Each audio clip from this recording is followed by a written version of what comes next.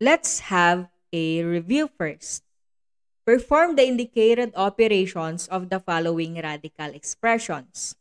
Number 1, 3 the square root of 2 plus 5 the square root of 2. What do you observe in number 1? Correct. They have the same radicand, which is the square root of 2. What operation is being used in number 1? You're right. It's addition. How do we add radical expressions that have the same radicand? Very good. We just simply add the given coefficient and then copy the given radicand.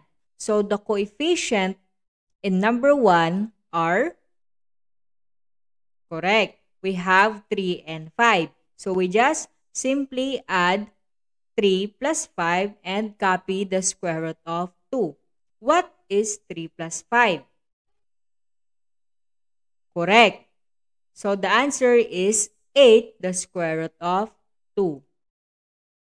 Number 2, 6 the square root of 7 plus 3 the square root of 7 plus square root of 7. What do you observe in number 2? You're right. They have the same radicands, which is the square root of 7. What operation is being used? Again, it's addition. So, in adding radical expressions with the same radicand, we just simply add the coefficient and then copy the radicand. So, in number 2, we have 6 plus 3 plus 1, the square root of 7. What is 6 plus 3 plus 1? Correct. So, the answer is 10, the square root of 7. Number 3. 4 the square root of 18 plus 15 the square root of 8 minus 7 the square root of 50. What can you say about number 3? Correct. They have different radicands. What else? You're right. It uses two operations, which are addition and subtraction. How are we going to add or subtract radical expressions which have different radicands? Very good. So we have to make the radicands the same. And also we have to get the factors of the given radicands wherein one of the factors must be a perfect square number. So what do you think are the factors of 18? The square root of 18 rather, the square root of 8, and the square root of 50. Very good. So for the square root of 18, we have the square root of 9 times 2, wherein 9 is a perfect square number. For the square root of 8, we have the square root of 4 times 2, wherein 4 is the perfect square number. And for the square root of 50, we have the square root of 25 times 2. And 25 is the perfect square number. So after that, the next step is that we have to find the square root of the given perfect square number. So what is the square root of 9, the square root of 4, and the square root of 25? Very good. So for the square root of 9, we have 3. The square root of 4, we have 2. And the square root of 25, we have 5. So therefore, the equation will be 4 times 3, the square root of 2, plus 15 times 2, the square root of 2, minus 7 times 5, the square root of 2. And we just multiply the following. So 4 times 3, the answer is 12. Copy the square root of 2 plus 15 times 2, we have 30, copy the square root of 2, minus 35, copy the square root of 2. Now, what do you observe in the given equation? Correct. So, the radicands are all the same, which is the square root of 2.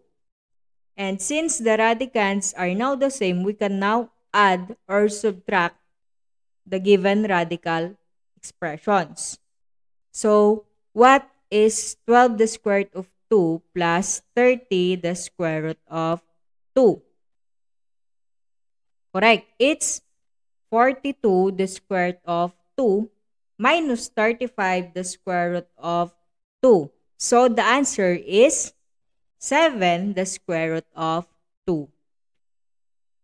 Next, number 4, we have 13 the square root of 3 minus 4 the square root of 3. So, what do you observe in number 4? You're right. They have the same radicand. What else? Correct. The operation that is being used is subtraction. So, in subtracting radical expressions with the same radicand, we just simply subtract the given coefficient and copy the given radicand. So, the coefficients are 13 and 4. And then, copy the given radicand, which is the square root of 3. So, therefore, we have 13 minus 4, the square root of 3. So, what is 13 minus 4? Very good. So, 13 minus 4, we have 9, the square root of 3. Number 5, we have 5 the square root of 2 minus 3 the square root of 3 plus 12 the square root of 3 minus 2 the square root of 2. What can you say about number 5? Correct. It uses addition and subtraction operations. What else? You're right. So we have the expressions which have the same radicand. We have, what are those expressions that have the same radicands? Very good. So we have 5 the square root of 2 and 2 the square root of 2. We also have 3 the square root of 3 and 12 the square root of 3. So, in number 5, we have to simplify or add or subtract those who have the same radicand. So, first, we have to arrange the given radical expressions. Okay, so we have 5 the square root of 2 minus 2 the square root of 2 plus 12 the square root of 3 minus 3 the square root of 3. We can now simplify the given radical expressions. So, what is 5 the square root of 2 minus 2 the square root of 2? And what is 12 the square root of 3 minus 3 the square root of 3?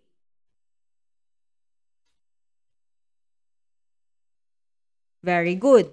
So, the answer will be 3 the square root of 2 plus 9 the square root of 3. Next, we have number 6. So, we have 5 the square root of 6 plus 9 the square root of 6 minus 8 the square root of 6 plus 11 the square root of 6. So, as you can see, in number 6, they have the same radicand. So, all we have to do is to add or subtract the given coefficients and then copy the given radicand. So, here, we have to add or subtract the given coefficients, which are 5 plus 9 minus 8 plus 11, the square root of 6.